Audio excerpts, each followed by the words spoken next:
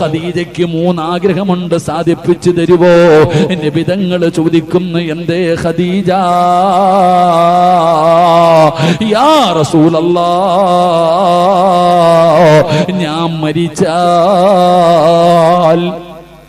ഞാൻ മരിച്ചു കഴിഞ്ഞാ എന്റെ മയ്യത്ത് നിങ്ങൾ കുളിപ്പിക്കണം, വേറെ ആരെയും കൂട്ടരുത്.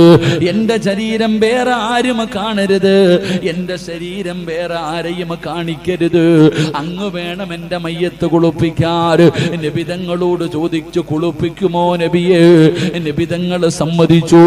റസൂലുള്ളാഹിയോട് ഖദീജ ബീബി പറയുകയാ, രണ്ടാമത്തെ ആഗ്രഹം എന്തെന്നറിയോ? അങ്ങയുടെ ചുമലിൽ കിടക്കുന്ന ഈ ഷാൾ എനിക്ക് വേണം നബിയേ. അങ്ങയുടെ ചുമലിൽ കിടക്കുന്ന ഈ ഷാള് എന്റെ കഫം തുണിക്കകത്ത് വെച്ചിട്ട് വേണമെന്ന പുതിയാറ്. അങ്ങയുടെ സുഗന്ധം എനിക്ക് വേണം നബിയേ.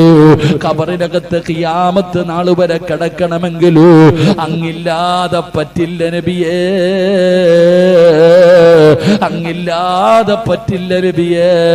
അങ്ങയുടെ ചുമലിൽ കിടക്കുന്ന ഷാൾ എനിക്ക് വേണം നബിയേ. തരുമോ യാ റസൂലല്ലാഹ്?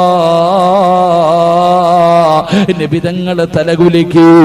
മൂന്നാമതായിട്ട് ഖദീജ ബീബി പറയുകയാ, ഞാൻ മരിച്ച അവസാനം ഖബറിൽ ഇറക്കി വെക്കുമല്ലോ, എന്റെ ജനാസ ഖബറിൽ ഇറക്കുമ്പോ അങ്ങിറങ്ങണം നബിയേ, ഖബറിനകത്തിറങ്ങണം നബിയേ, ജനാസ ഇറക്കി വെക്കണം നബിയേ. എന്റെ കബളിന്റെ താഴെ നിങ്ങൾ വേണം മണ്ണ് വാരി